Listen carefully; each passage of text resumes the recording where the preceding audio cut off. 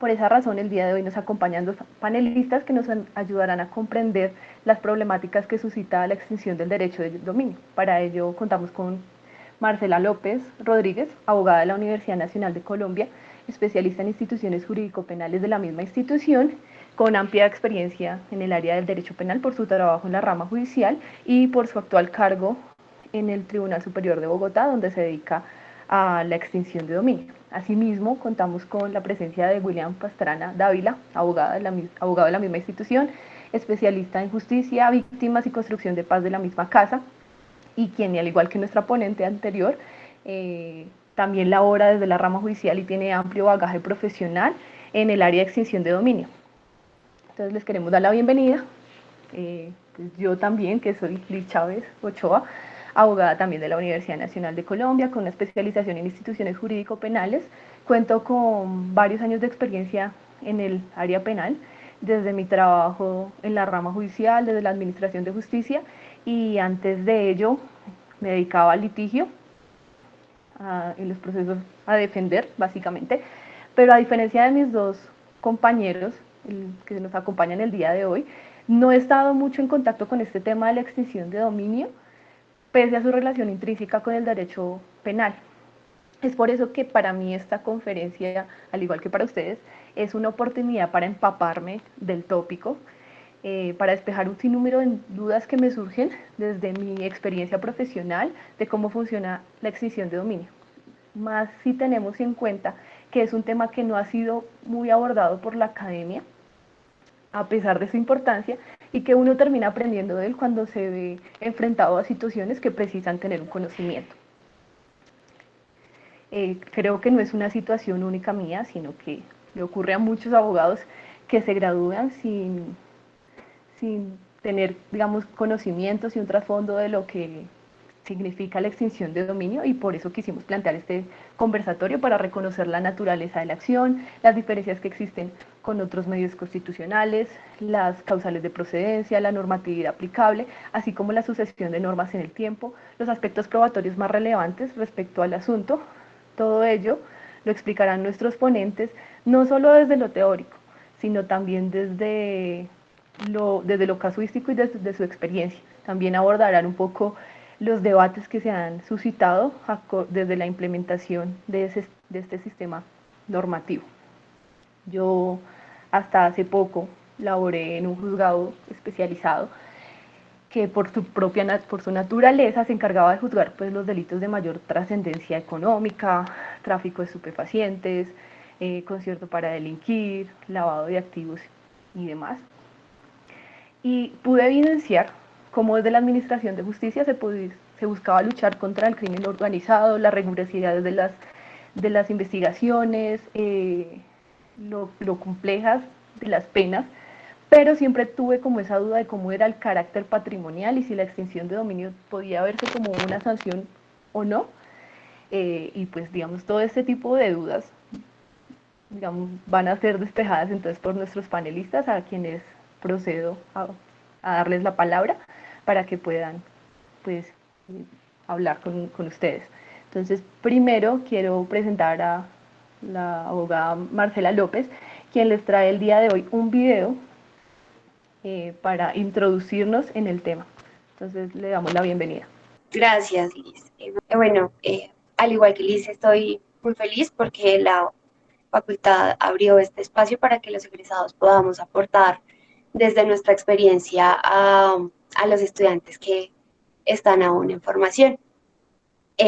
La idea de este conversatorio es, a partir de videos eh, o de notas periodísticas, es exponer lo que normalmente podemos ver en los medios de comunicación y a partir de ello empezar a abordar los temas más relevantes de la extinción de dominio. Entonces, mi compañero William les va a compartir el video para iniciar y a partir de eso vamos a retomar temas como los fundamentos, los principios de la extinción de dominio.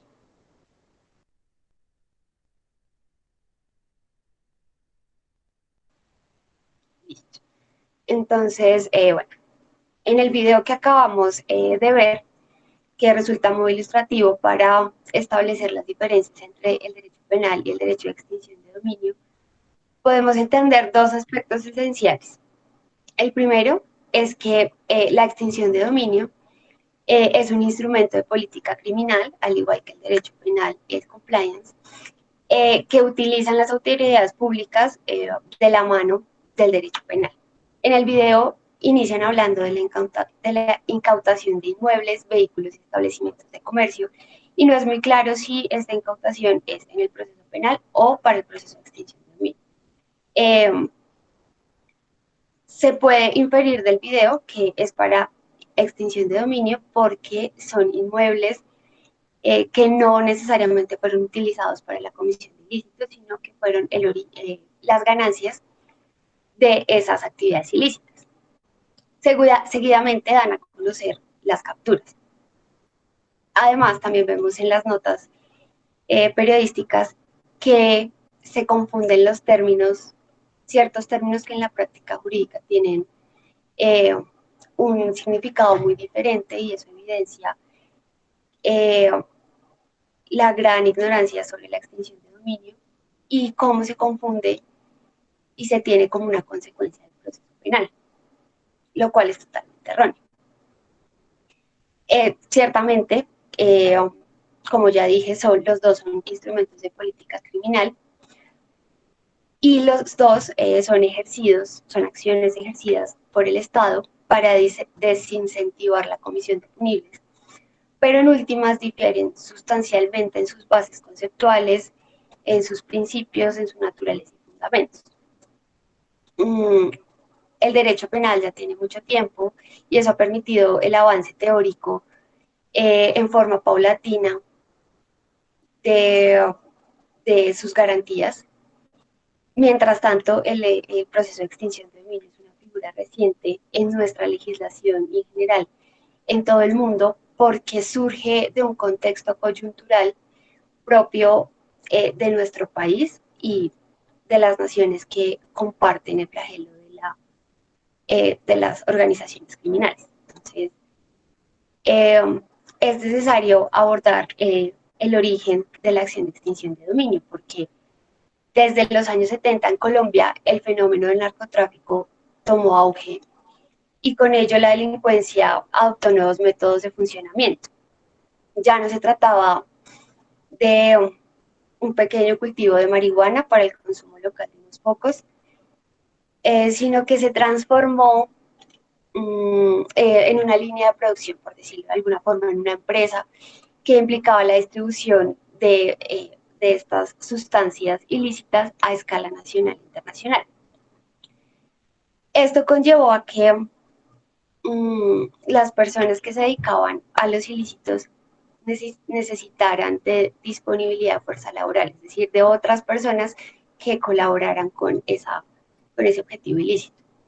También de una logística, de financiación y por supuesto de seguridad que protegiera al negocio que está en contra de la ley y a las ganancias mismas. Que los protegiera de ser descubiertos por las autoridades y por los mismos competidores. Entonces, este gran engranaje evidencia que las dimensiones de las organizaciones criminales no se limitaron a un poder económico, sino que además debió trascender a la política. Y eso recrudeció el tema de la corrupción en Colombia. Entonces, esta circunstancia generó en nuestra sociedad una problemática que hace pensar a muchas personas que ha permeado la cultura y se cree que la sociedad colombiana tiene una cultura de la ilegalidad. Esto se debe a una clara descomposición de los principios sociales. No es raro que entre nosotros tengamos una suerte de tolerancia a las noticias de corrupción, a las masacres. Es algo que ya no nos asombra, que ya no tenemos la capacidad de sorprendernos ante estas noticias. Adicionalmente, a diario escuchamos estadísticas y cifras muy altas sobre el dinero apropiado por los políticos o sobre la cantidad de efectivo que un grupo delincuencial dedicado al tráfico de migrantes o de pacientes o al robo de celulares ganan por el simple hecho de cometer ese ilícito. Entonces, esa es una realidad de la que no nos podemos desprender, no podemos desconocer ni pensar ajenas a nuestras vidas. Todo este contexto es el resultado de un pensamiento generalizado o, contrario a ello, creo que es lo que lleva a pensar en la actualidad que el delito sí paga y que en Colombia hay crimen sin castigo. Seguramente sobre este tema hay muchos textos que lo desarrollan como una teoría criminológica. Pero centrándonos en nuestro tema, eh, lo cierto es que ante este contexto la Constitución política fijó unos valores constitucionales como los pilares de nuestra sociedad en pos a dar una solución a esta problemática. Entonces, en el preámbulo podemos ver que se consagran el trabajo, la solidaridad, la igualdad, la justicia y la equidad como pilares de nuestra sociedad. Y esto es porque la riqueza y la prosperidad debe ser la consecuencia del trabajo honesto y no de ilícitos que lesionan bienes jurídicamente tutelados. En ese cometido también se incorporó el concepto de la función social de la propiedad, que básicamente es el límite al carácter absoluto y exclusivo del derecho de dominio y lo pasa a sujetar al bien común. Esta institución es conocida por nosotros en la academia porque, no sé, los profesores de bienes reales la presentan como el fundamento constitucional de la prescripción adquisitiva de dominio. Pero también es el fundamento de la base de extinción de dominio, en la medida en que reafirma los principios que proclaman la lícita adquisición y la destinación de los derechos reales. Es decir, la función social de la propiedad es el instituto jurídico que sirve de fundamento para axiomas muy conocidos por los abogados, como por ejemplo que el delito no es fuente de derecho, que nadie puede obtener provecho de su propia culpa, dolo o fraude, o también eh, fundamenta los elementos de validez del contrato como la causa del objeto ilícito. Bueno, entonces en ese orden tenemos que la extinción de dominio es la consecuencia patrimonial de la comisión de actividades ilícitas o que deterioran gravemente la moral social, consistente en la declaración de la titularidad a favor del Estado de los bienes por sentencia judicial sin contraprestación ni compensación de naturaleza alguna para el afectado. Esa es la definición que nos da el artículo 15 de la Ley 1708 del 2014. De esta definición podemos inferir varios aspectos. Primero, que no es una pena de confiscación, porque a diferencia de la confiscación, la acción de extinción de dominio debe, en el proceso de extinción de dominio, debe comprobarse el vínculo entre el bien y la actividad ilícita, o entre el bien y la actividad que se ha ejercido en contra de la moral social, el perjuicio al tesoro público, o que se trata de un bien que se adquirió a través de un enriquecimiento ilícito. Adicional a ello, podemos inferir que es una acción de carácter patrimonial, porque no es una sanción accesoria a la condena penal, que es algo que Liz nos comentaba que no lograba entender, pero aquí vemos con la definición que nos entrega el artículo 15 que no se trata de una sanción accesoria a la condena penal. Por el contrario, es totalmente independiente a cualquier declaración de responsabilidad, ya sea penal, civil o disciplinaria. Para tenerlo más claro, podríamos ver el caso en el que los dueños de los bienes que son perseguidos en extinción de dominio son absueltos en el proceso penal.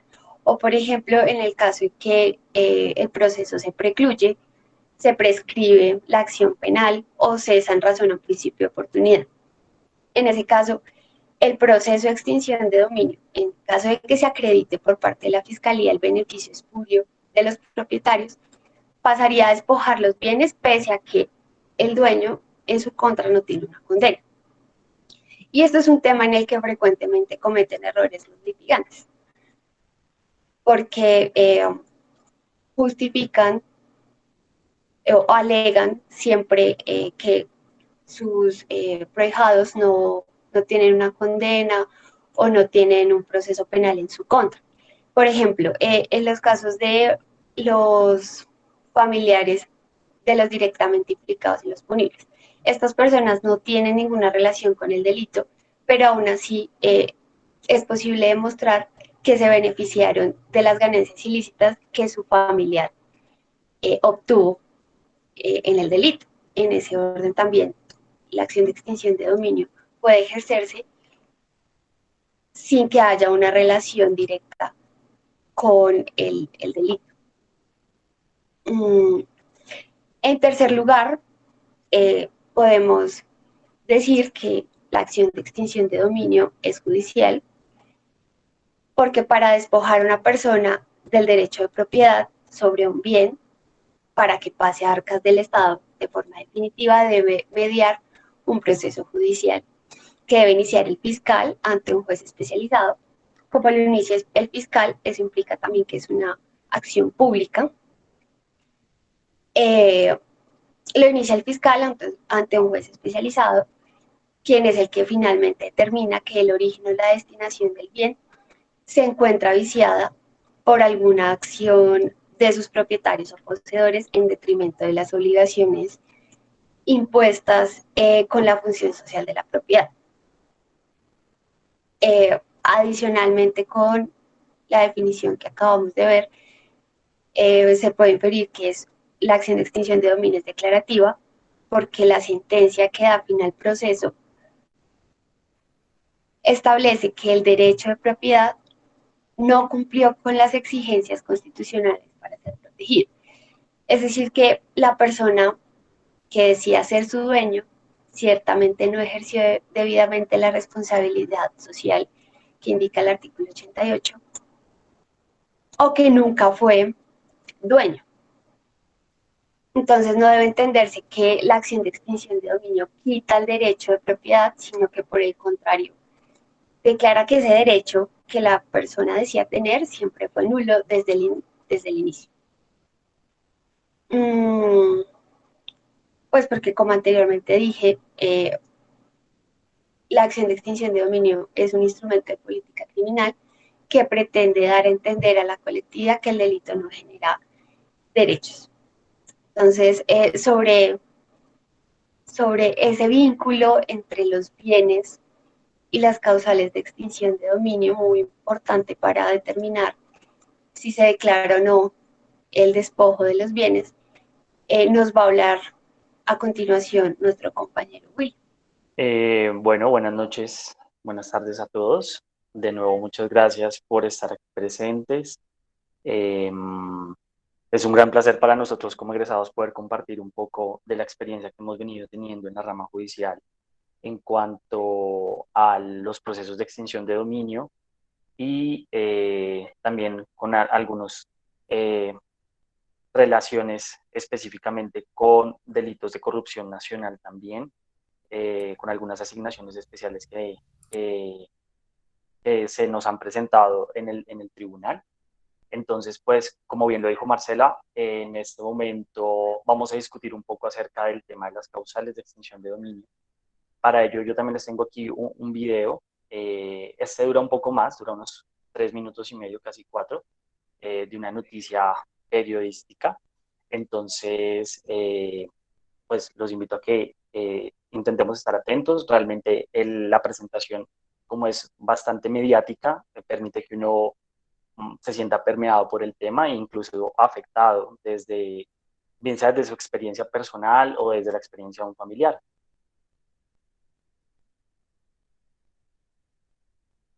Por supuesto que para mí no es nada grato escuchar que en este momento pues estén los entrevistados diciendo que son víctimas del Estado por estar incursos en un proceso de extinción.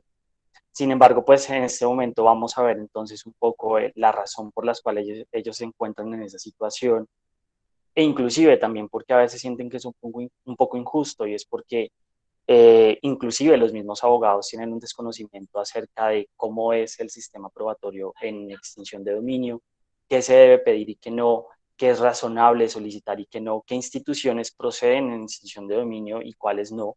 Entonces, pues aquí vamos a ver un poco ello. Para comenzar, entonces les quiero comentar que ¿cómo comienza un proceso de extinción? Pues la fiscalía se entera propiamente de una situación de un bien cuya procedencia o su destinación es ilícita, o por X o Y razón le es compulsado copias por una situación, bien sea de un proceso penal o de alguna otra entidad, para que investigue. Y en medio de esta investigación, en una fase inicial, la fiscalía tiene una serie de deberes importantes. Uno de ellos es precisamente con su recaudo probatorio intentar vincular el bien a una causal de extinción. Entonces, de las primeras cosas que tenemos que tener en cuenta es que las causales de extinción pues no son novedosas. No es que Colombia haya innovado en la implementación de la extinción de dominio, porque en realidad, aunque si bien somos pioneros en el desarrollo legislativo, eh, pues las causales de extinción y todo lo que atañe al contenido de la acción de extinción de dominio, pues viene de instrumentos internacionales. Instrumentos internacionales como la Convención de Naciones Unidas contra el tráfico de estupefacientes, las convenciones contra la delincuencia organizada transnacional, eh, contra la corrupción también. Entonces, con base en toda esta información a nivel internacional que ha tenido Colombia, pues es que se recibe en nuestro país el concepto mismo de extinción y se empiezan a desarrollar estas causales. Las causales de extinción van a ser el eje central de la acción propia de extinción de dominio.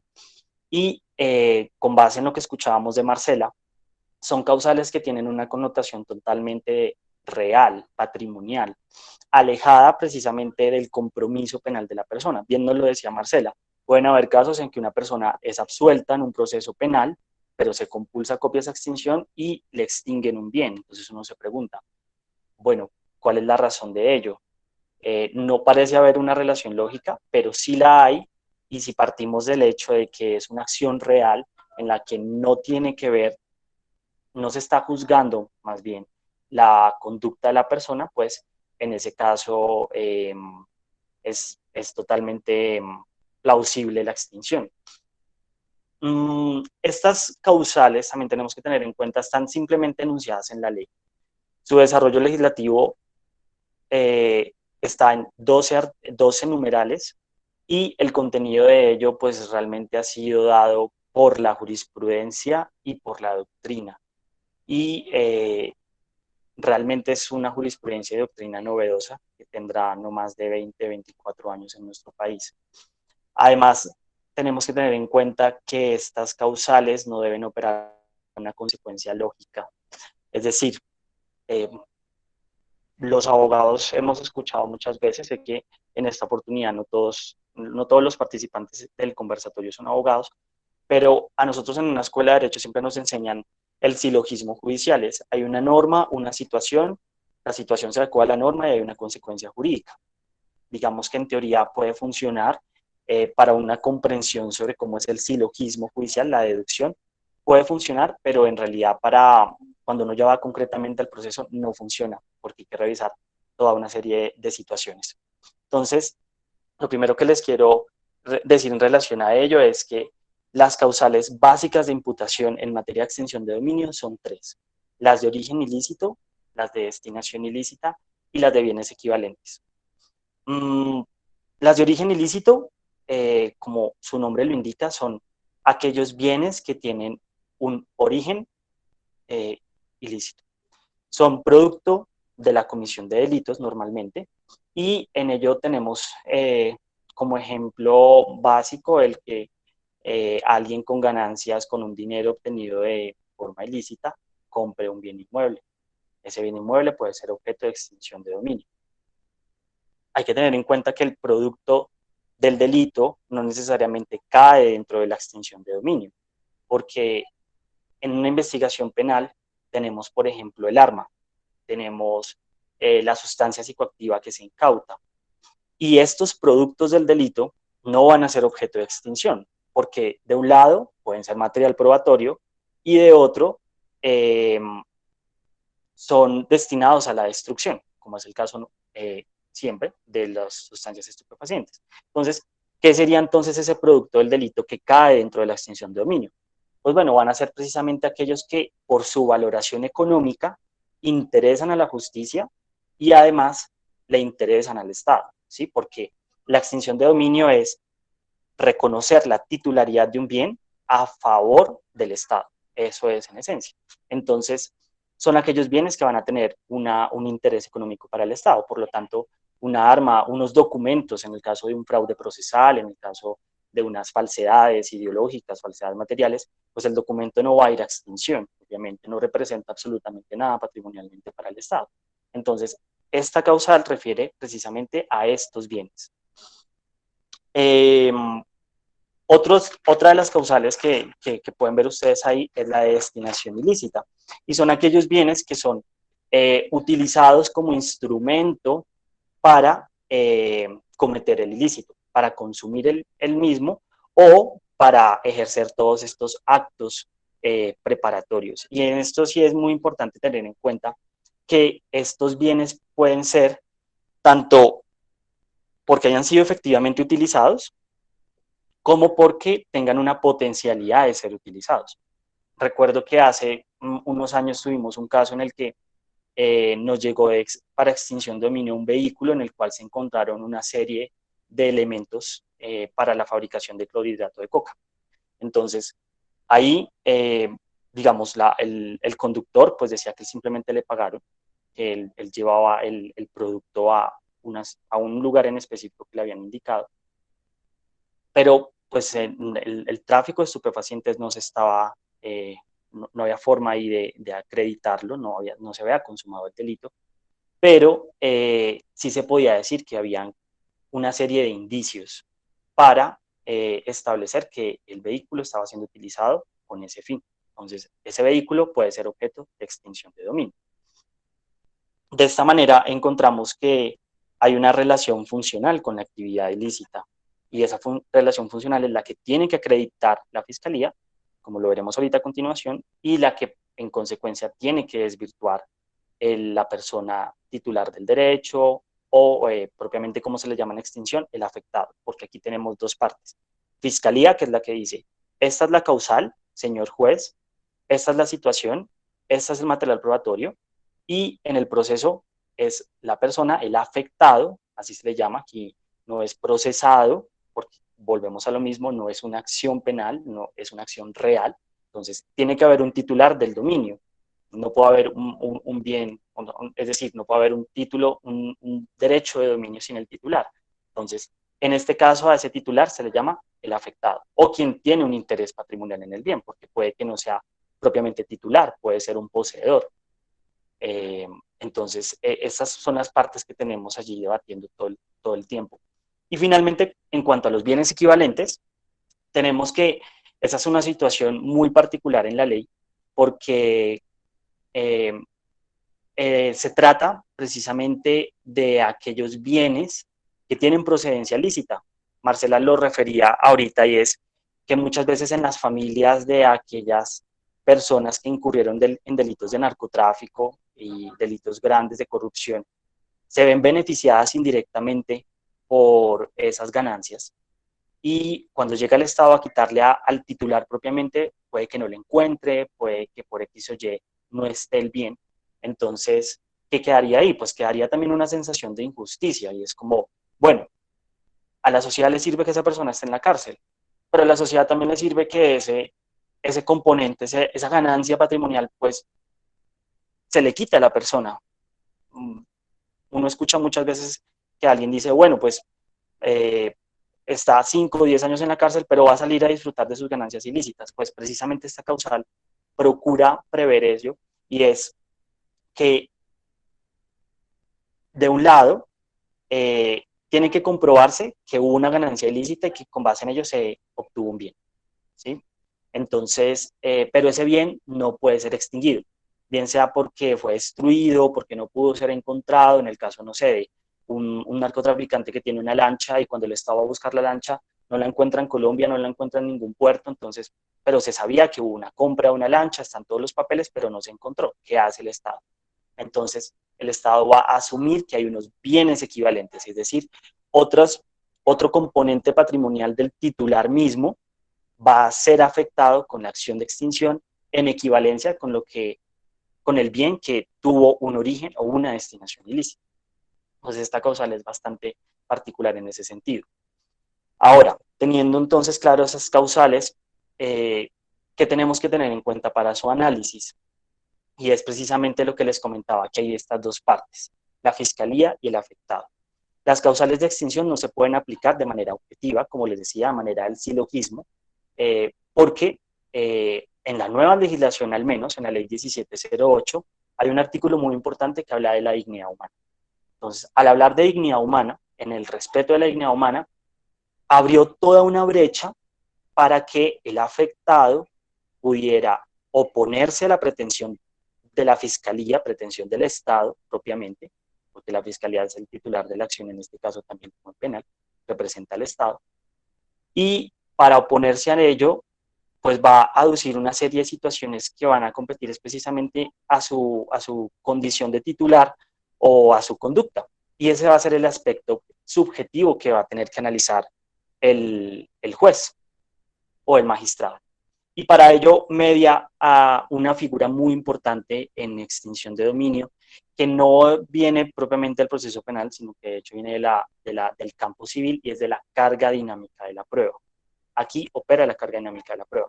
Normalmente uno encuentra muchos memoriales de abogados en los que solicitan, primero solicitan que se absuelva a su representado, lo cual no tiene sentido porque no se le está condenando.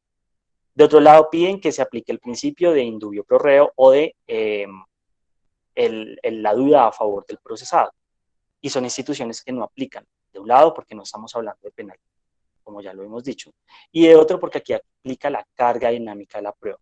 Es decir, que una vez la fiscalía presenta su pretensión y dice, como les comentaba, este bien XY tiene un origen ilícito, a la persona, al titular, al afectado, le corresponde la carga de probar que la procedencia es lícita y que la destinación fue lícita, ¿sí? Entonces, en ese sentido, vemos que hay como una balanza. ¿Quién va a probar? ¿Quién puede probar mejor también? ¿Y quién lo va a probar efectivamente? Entonces, en ese aspecto subjetivo, la fiscalía tendrá que probar que hubo un conocimiento por parte de la persona de estar destinando o del origen ilícito del bien. Y para ello se ven distintas figuras, como lo son precisamente la de la buena fe. La buena fe es un presupuesto sumamente importante, no solamente para nuestra sociedad, porque como recuerdo de un profesor de la facultad que decía, usted no se va a comer una empanada a la calle si no tuviera la buena fe, el presupuesto de buena fe de que la persona que la hizo bien y no tiene nada malo. Ese presupuesto de buena fe es fundamental en la sociedad y es fundamental en el proceso de extinción porque aquí vemos situaciones como las que les voy a mostrar en adelante, en las que es un presupuesto esencial. Entonces, pueden presentarse situaciones especiales, como las que vimos ahorita en el video, que es bastante doloroso, pero seguramente con un buen ejercicio probatorio estas personas van a demostrar la licitud de sus bienes o la destinación. Entonces, por ejemplo, tenemos bienes heredados. Digamos que mi abuelo, que ojalá no fuera así, obtuvo una casa con ganancias ilícitas, nadie nunca lo supo, o al menos lo supimos, pero no dijimos nada, y nos lo heredaron a nosotros por la muerte de mi abuelo, de mi papá. La sola situación de la muerte del titular, de quien quizá cometió la actividad ilícita y de la cual surgió este bien, no va a sanear esta situación. ¿sí? Entonces, hay procesos en los que la extinción viene sobre una masa herencial contra un titular que ya falleció, y muchas veces los abogados pues se devannan los sesos explicando que no se le puede extinguir el derecho a un fallecido. Por supuesto que no se le va a extinguir a un fallecido, se le va a extinguir a los herederos porque el bien tuvo un origen ilícito o porque los herederos mismos lo destinaron ilícitamente. Y en el otro caso de los arrendatarios y de los arrendadores, como vimos en el video, en el que el presupuesto también de la buena fe, y una buena fe que no es cualquiera, sino una buena fe exenta de culpa, es sumamente importante.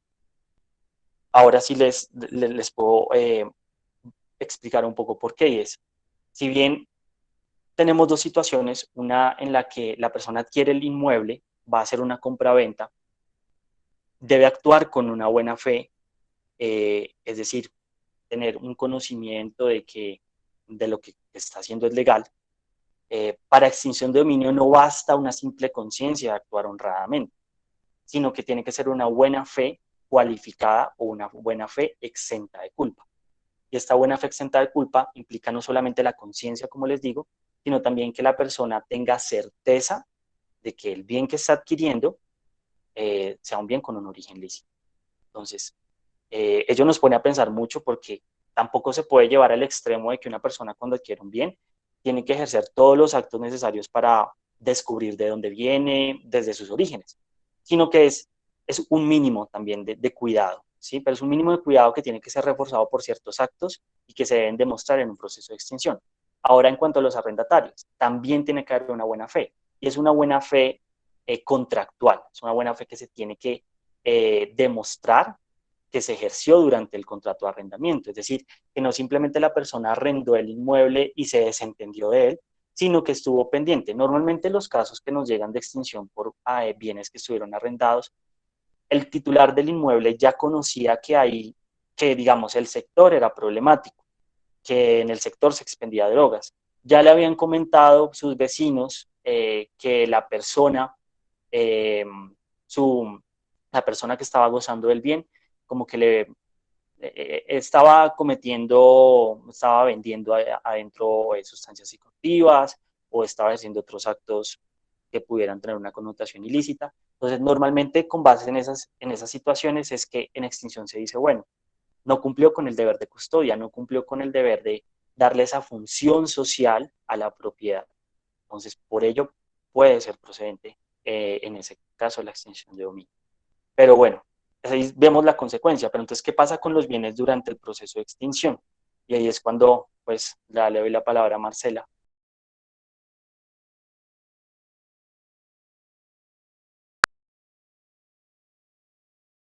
William, por favor, eh, como venimos con la dinámica, ¿me ayudas por favor con el video que tenemos a continuación?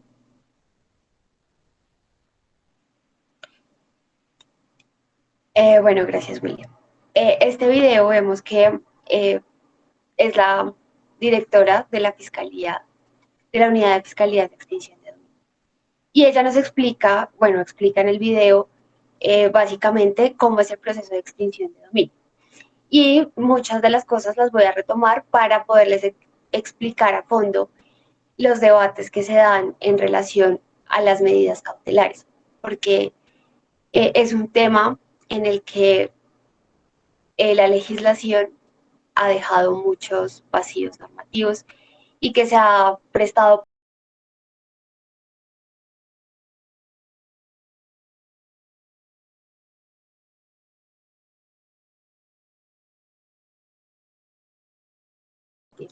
Pero en esta ocasión les voy a hablar solamente del proceso previsto en la Ley 1708/2014, ya que adicional a esta ley hay otras normatividades anteriores que también rigen el proceso de extinción de dominio. Pero para el caso en concreto vamos a, a retomar solamente la Ley 1708/2014. Entonces, según esta norma, la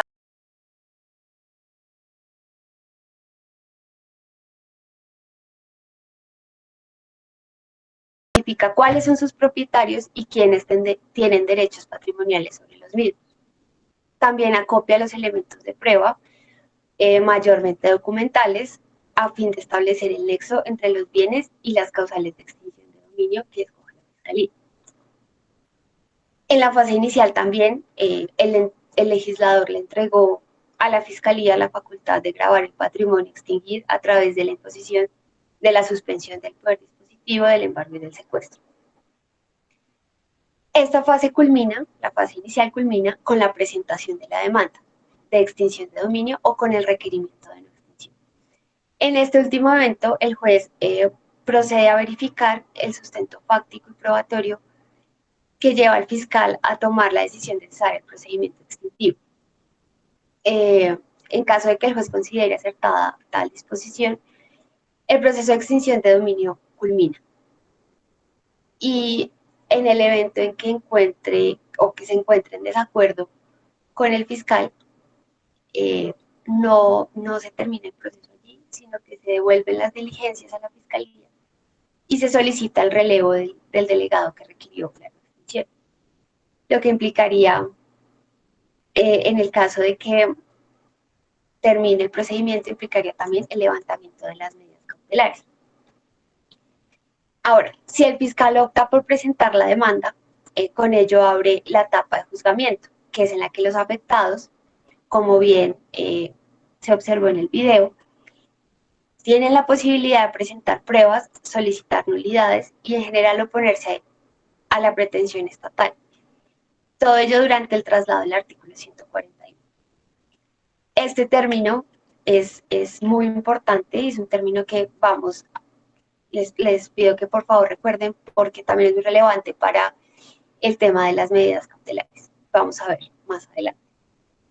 Entonces, para explicarles mejor de qué se trata la suspensión del poder dispositivo, el embargo y secuestro, hay dos tipos de medidas cautelares, las jurídicas y las materiales. La suspensión del poder dispositivo y el embargo son cautelas jurídicas porque implican solamente la inscripción en el registro que corresponda en el caso de los predios en el folio de matrícula inmobiliaria y en el caso de los automotores en el RUT. La suspensión del poder dispositivo se diferencia del embargo en que la primera procede cuando existen elementos de juicio mínimos suficientes que permiten considerar su probable vínculo con alguna causa de extinción de dominio. Esto sobre cualquier bien que vaya a ser objeto de demanda de extinción de dominio. Finalmente, en la demanda, el juez debe establecer ese nexo para poder continuar con el procedimiento. Por su parte, el embargo es necesario para imponer el secuestro o toma de posesión de haberes de sociedades. Porque el secuestro se impone sobre inmuebles y sobre bienes muebles como vehículos, joyas, dinero, y la posesión de haberes se impone sobre las sociedades y los establecimientos de comercio. Y para el embargo y el secuestro, la Fiscalía debe exponer adicionalmente al tema probatorio la razonabilidad, la proporcionalidad y la necesidad de estas medidas cautelares frente al derecho de propiedad y frente a la disposición que sus propietarios o sus poseedores tienen sobre el mismo, porque finalmente esto es lo que va a limitar las medidas cautelares. Estos elementos la Fiscalía debe tenerlos en cuenta al motivar la resolución por cuyo medio impone las cautelas. Y sobre esta resolución no procede ningún recurso. Sin embargo, el legislador constituyó un mecanismo de defensa que denominó el control de legalidad. Y ello para evitar arbitrariedades por parte de la Fiscalía. Entonces, en el control de legalidad, los afectados o el Ministerio Público, si bien lo tienen, pueden atacar la resolución de medidas cautelares ante un juez imparcial. En ese orden es mucho más garantista que un recurso de apelación. Y para atacar esta resolución se fijan 4 causales. La primera, que no existen los elementos de mínimos de juicio suficiente para acreditar el grado de probabilidad que los bienes tienen origen o destinación ilícita, porque está muy de la mano con las exigencias que tiene el fiscal para poder motivar su resolución. La segunda es que no sean razonables, necesarias ni proporcionales. En este caso, el solicitante debe tener en cuenta que los fines de las medidas cautelares están íntimamente relacionados, que los fines de las medidas cautelares es sobre lo que debe versar el test de ponderación o el juicio de ponderación que va a presentar para derruir las medidas cautelares. Y los fines de las medidas cautelares son evitar que sean ocultados, que sean transferidos, distraídos, que sufran deterioro, cesar su uso o destinación ilícita. Y yo le agregaría que también pretenden interrumpir el provecho ilícito de los bienes grabados. En resumen, es garantizar que el bien que se está grabando se mantenga en las mismas condiciones actuales para la sentencia.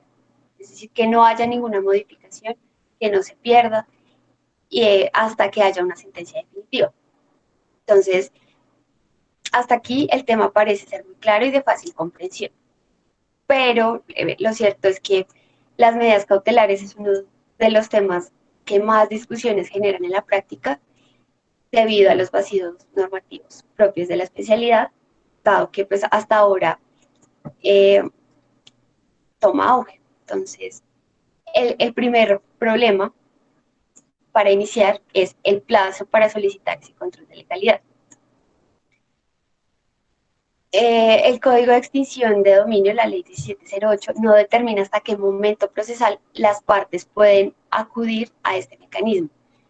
Sin embargo, la Sala del Tribunal de Bogotá ha sostenido que solamente se puede invocar el control de legalidad hasta antes de finalizar el traslado del artículo 141, que era el que más arriba les comentaba. Esta postura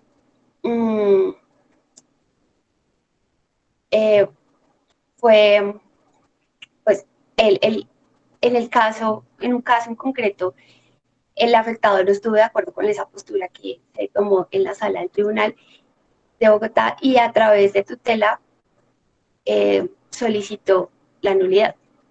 Entonces, aquí hay que aclarar algo y es que el Tribunal Superior de Bogotá es la última instancia que conoce de fondo del tema de extinción de dominio, porque no hay casación en extinción de dominio, solamente hay acción de revisión.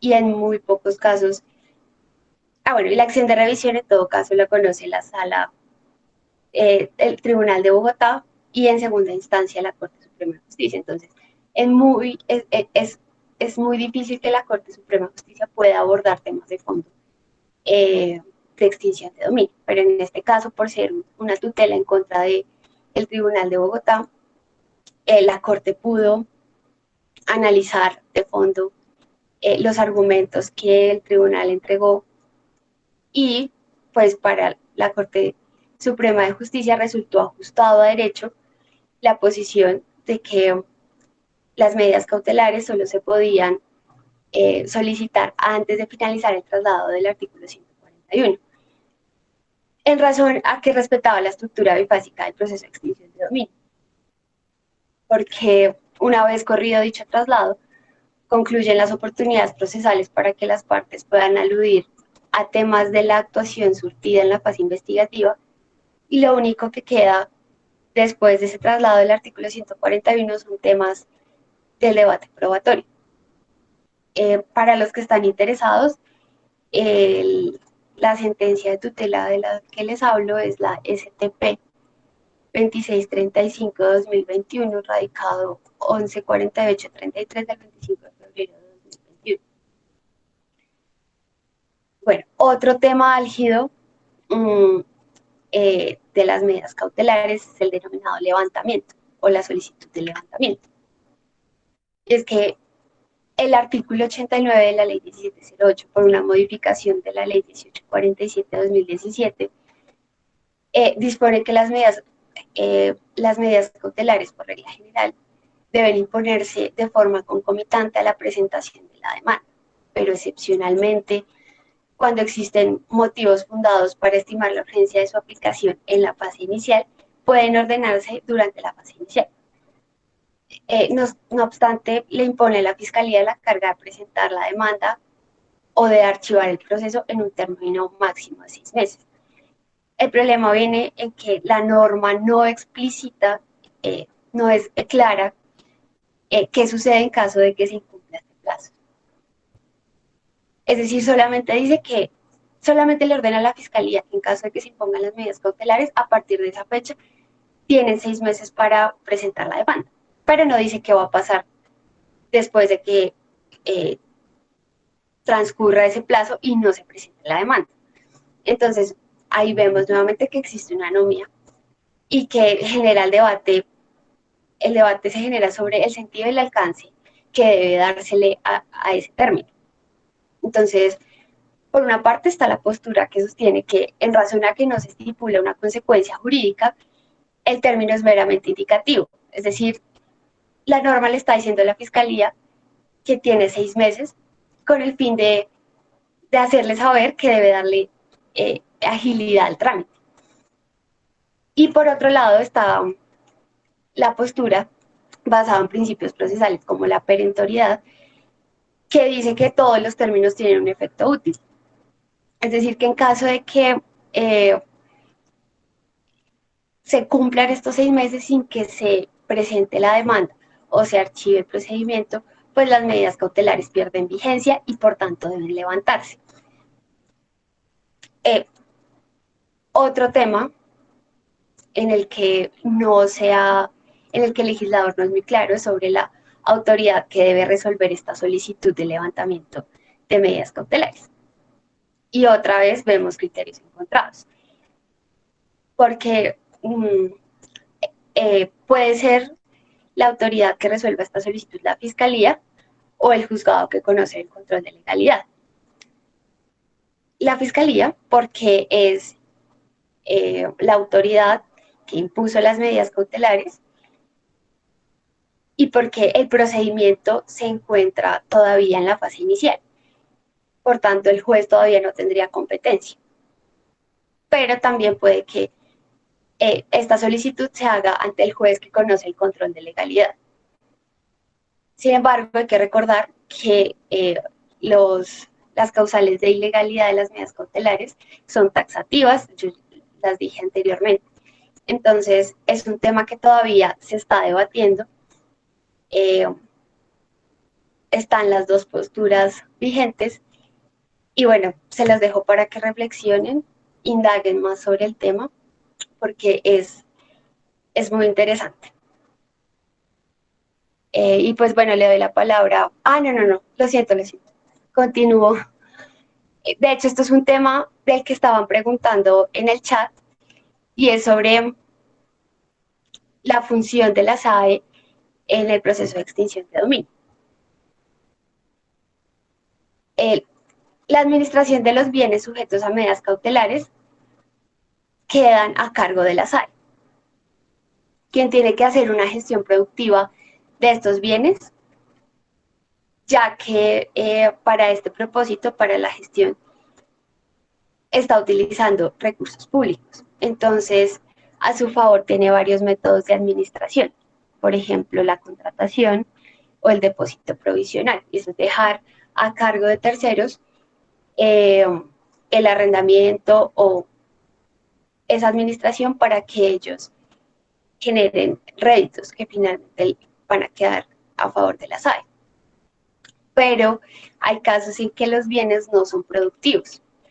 Entonces la ley le permite a la SAE chatarrizarlos, donarlos o enajenarlos tempranamente, según sea el caso. Es decir, que la SAE puede destruir o vender los bienes, aun cuando no hay una sentencia que extinga el dominio, no hay una sentencia de fondo. Entonces, evidentemente, esto es una intromisión de gran relevancia en el derecho de propiedad y por esa razón la norma fue estudiada por la Corte Constitucional. Esta autoridad declaró exequible la enajenación temprana, en el entendido que la SA debe tener una reserva legal en los eventos en que, en estos eventos específicos, en que ya se haya enajenado el bien, pero finalmente el juzgado o el proceso termine a favor del afectado y no se extinga el dominio. Entonces hay que devolver el bien al afectado. Pero en este caso ya no tenemos el bien porque se chatarizó o se vendió. Entonces, la ley 1708 prevé una reserva técnica del 30%. En ese caso, se le devuelve a los afectados el valor del bien, más no el bien, y de esa forma se le garantiza el patrimonio. Entonces, ahora sí, para cerrar, como ven, el tema de medidas cautelares es bastante complejo y, y por lo mismo es muy interesante porque uno puede abordar aspectos muy variados del derecho, temas civiles, materia de bienes, del procesal, también temas constitucionales. Entonces, bueno, cerrando, espero que todos estos temas les abran un interés por la extinción de dominio y también para que cuando escuchen las noticias tengan más información sobre lo que están escuchando. Bueno, para finalizar, como bien lo había comentado Liz al inicio de la conversación, hay un tema muy importante sobre el cual no les tengo video porque no había forma como de relacionar un poco esta problemática que surgió a raíz de un artículo que les quiero presentar más adelante y que tiene que ver con la sucesión de leyes en el tiempo. En extinción de dominio podemos hablar propiamente de 3 etapas. Cada una responde a una ley que haya surgido en algún momento determinado de la historia legislativa de nuestro país. En una primera etapa tenemos la concepción de la figura con la ley 333 de 1996. Luego tenemos una etapa en la que se define qué es la extinción de dominio y una etapa final en la que se consolida la especialidad propia de extinción con la ley de la cual les hemos venido hablando, que es la ley 1708 de 2014. Pero antes de ello, quiero hacerles referencia a algunos antecedentes muy importantes que de hecho nos sirven de base para darle contenido a la especialidad, porque como les comentaba, hay poco desarrollo jurisprudencial. De hecho, también, como les comentaba Marcela, hay una situación particular con extinción de dominio y es que la Corte Suprema de Justicia no conoce por vía de casación del recurso extraordinario sobre extinción de dominio. La Corte Suprema únicamente conoce extinción de dominio es cuando recibe tutelas en segunda instancia normalmente porque la sala penal, la sala de extinción de dominio del tribunal la recibe en primera instancia. Cuando el accionante o el accionado apela, sube a la Corte Suprema, allí es la oportunidad que normalmente tenemos para dilucidar un debate. Y también conoce por vía de las acciones de revisión. La acción de revisión como una forma de poner en entredicho esta cosa juzgada, ¿verdad? La cosa juzgada absoluta que pareciera que no existiera con la acción de revisión porque puede ponerse en entredicho, también la puede conocer por vía de apelación la Corte Suprema de Justicia. Entonces, ellos están limitados para conocer de estos casos, no desarrollan jurisprudencia, aun cuando su deber constitucional y su función constitucional es la de unificar jurisprudencia. Normalmente es la Sala de Extinción de Dominio del Tribunal Superior de Bogotá la que determina los parámetros a decidir y los precedentes. Por supuesto que no podría hablar que es el tribunal de cierre porque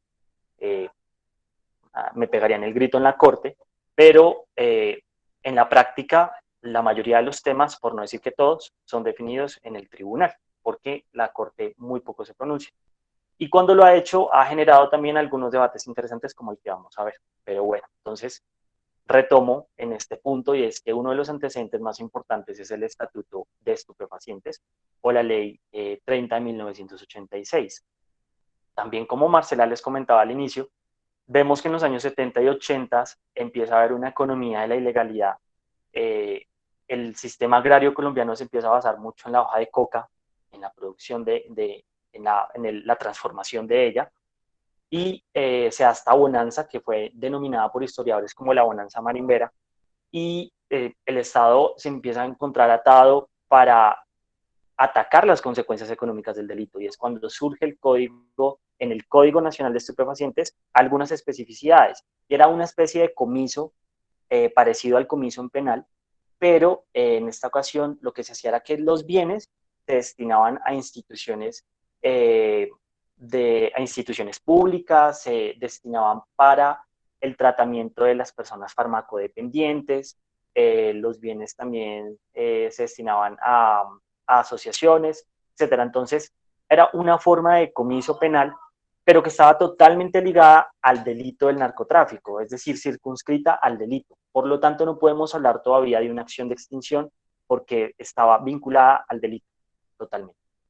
Luego, vemos que surge la Convención de Naciones Unidas contra el Tráfico Ilícito de Estupefacientes y Sustancias Psicoactivas, que la podemos determinar como una de las grandes fuentes internacionales de la institución de la extinción de dominio.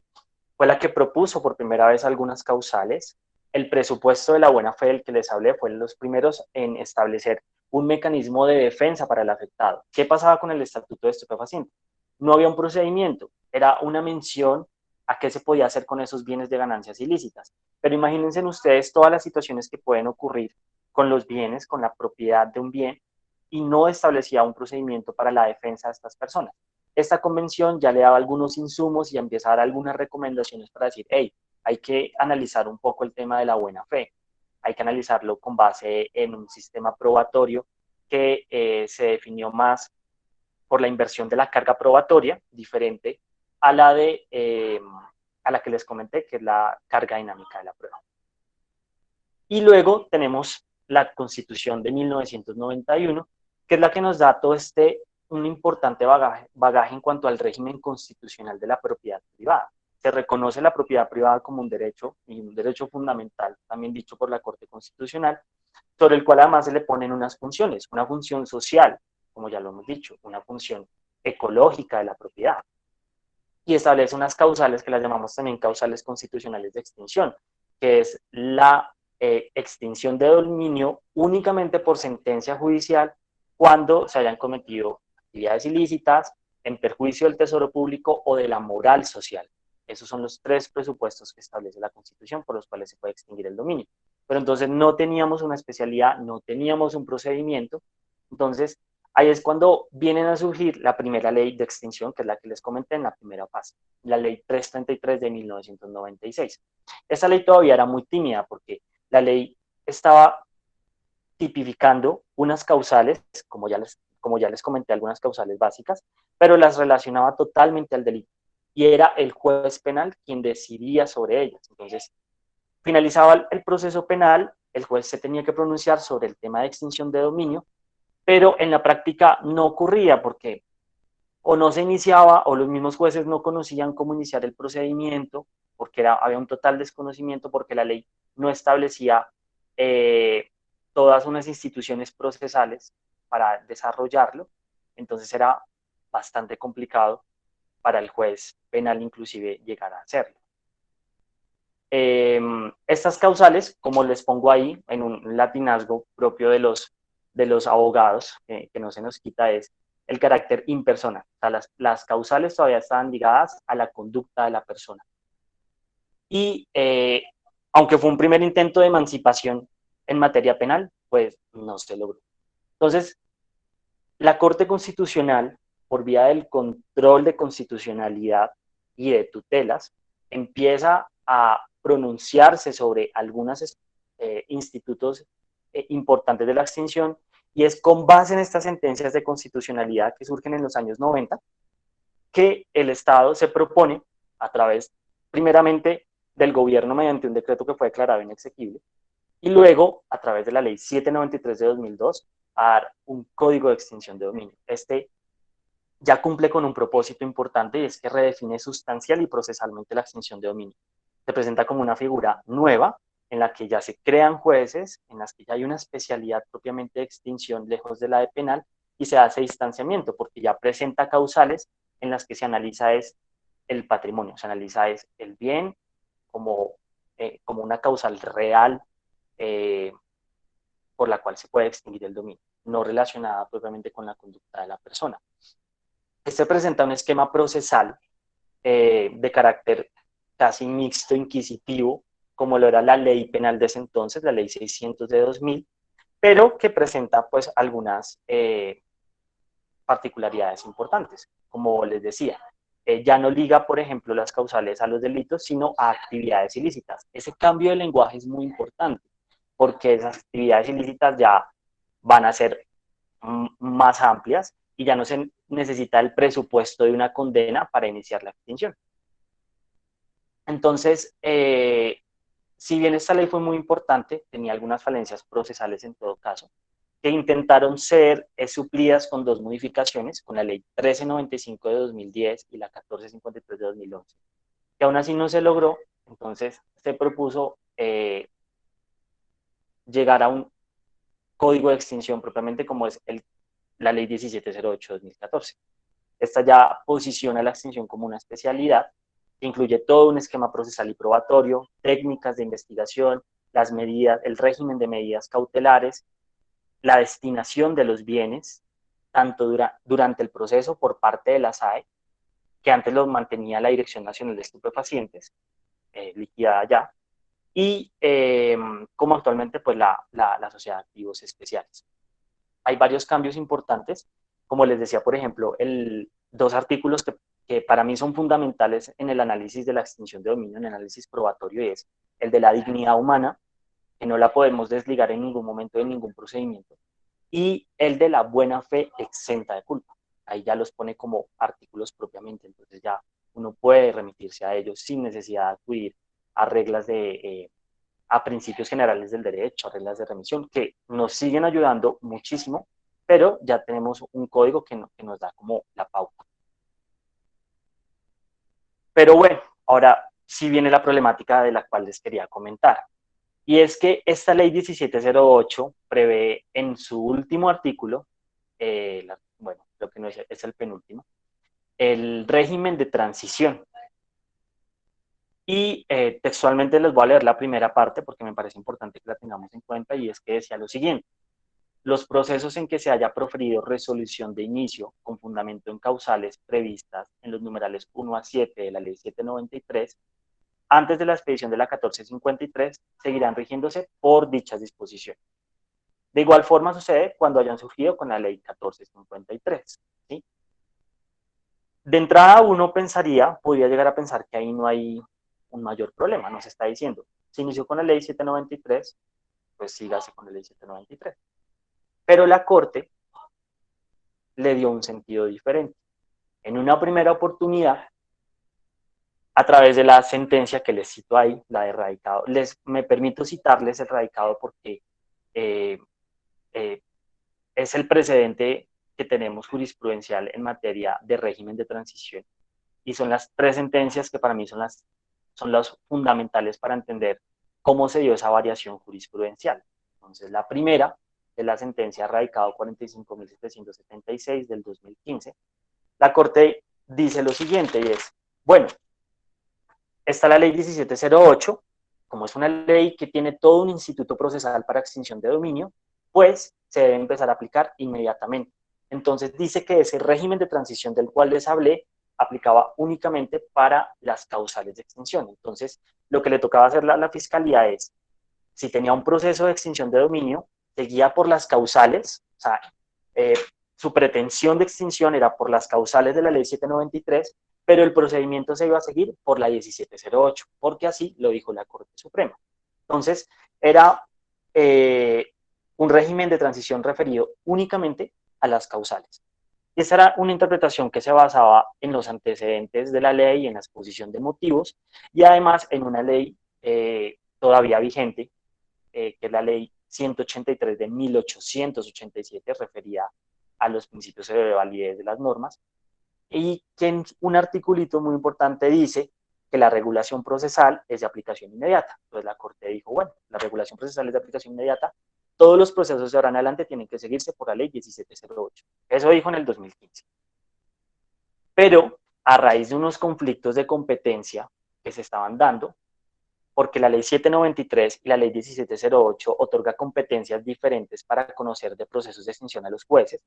En algunas, no recuerdo ahorita propiamente cómo es, pero entonces en una dice que solamente los jueces de Bogotá conocerán de los procesos de extinción, pero en la otra dice no, son los jueces de donde esté el bien. Entonces, a raíz de estos conflictos, que no se sabía entonces con cuál ley, 793 o 1708, la Corte recoge su postura y dice en el 2018, en el radicado 52.776, dice, bueno, esa interpretación ya no nos está sirviendo.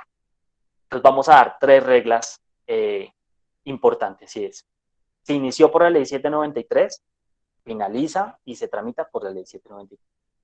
Si inició por la ley 1453, dígase por la ley 1453. Y si se imputan causales que no están en la ley 1708, pero sí en la 793, aplique las causales de la 793, pero sígalo por la ley 1708.